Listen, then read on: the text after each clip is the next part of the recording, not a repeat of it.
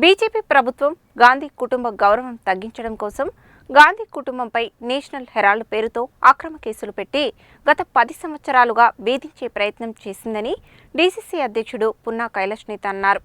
మోడీ ప్రభుత్వం పరిపాలించడం చేతకాక ప్రతిపక్షాన్ని ఎదుర్కొనే ధైర్యం లేక ఈడీ, సీబీఐ వంటి సంస్థలను ఉపయోగించి ప్రతిపక్షాలని అణచివేయాలని చూస్తోందని మండిపడ్డారు.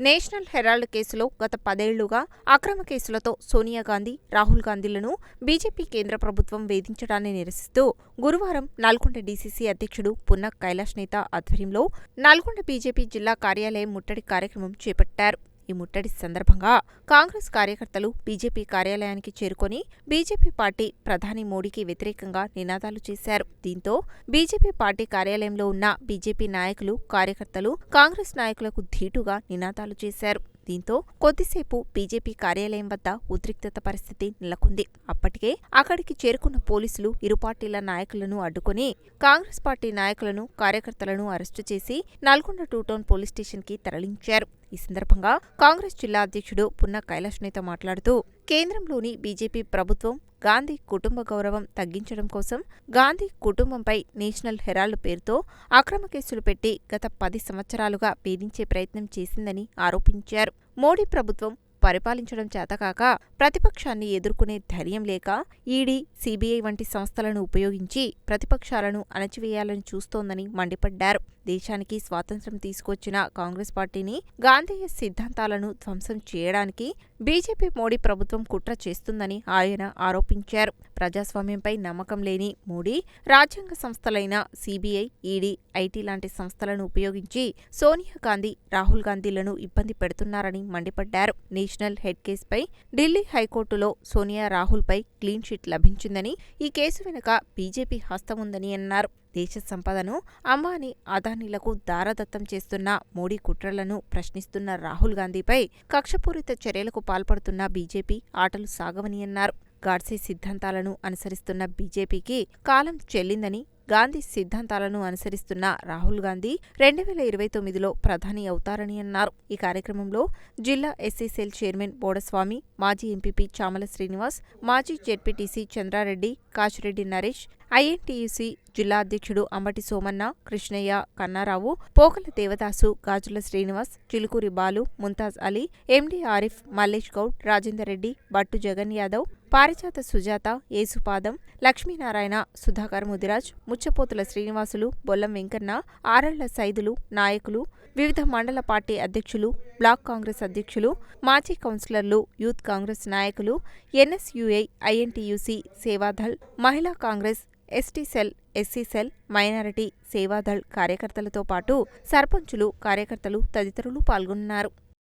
140 సంవత్సరాలు కలిగినటువంటి కాంగ్రెస్ పార్టీని, అదేవిధంగా ఈ దేశ స్వతంత్రం కోసం అనేక మంది అసులు బాసి ఈ దేశంలో ఉండబడేటువంటి 140 కోట్ల మంది స్వేచ్ఛా వాయువులు పీలుస్తున్నారంటే అది కాంగ్రెస్ పార్టీ కార్యకర్తలు, నాయకుల యొక్క త్యాగాలు. ఈ దేశం అభివృద్ధి చెందిందంటే అది కాంగ్రెస్ పార్టీ.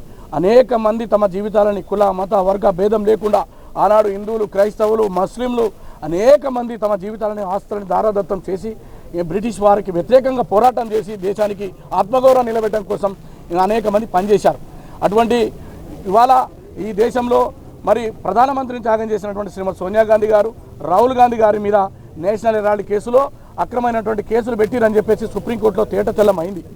వారు తలుచుకుంటే ఇవాళ దేశ ప్రజలు లక్షల కోట్లు ఇవ్వడానికి కాంగ్రెస్ పార్టీ కార్యకర్తలు సిద్ధంగా ఉన్నాం. కానీ వారికి అడ్డొస్తున్నామని, వారికి వ్యతిరేకంగా పనిచేస్తున్నామని, వారి మతోన్మాన విధానాలను ఎండగడుతున్నామని, అనేక పథకాల పేర్లు తీసేస్తే కొట్లాడుతున్నాం. రాజ్యాంగానికి వ్యతిరేకంగా భారతీయ జనతా పార్టీ వ్యవహారం చేస్తూ ఉంది. ఈ దేశంలో మరి అనేక కార్పొరేట్ సంస్థలు ఏవైతే ఉన్నాయో అవన్నిటి కూడా మరి మోడీ గారికి ఒత్తాసు పలుకుతూ ఉన్నాయి.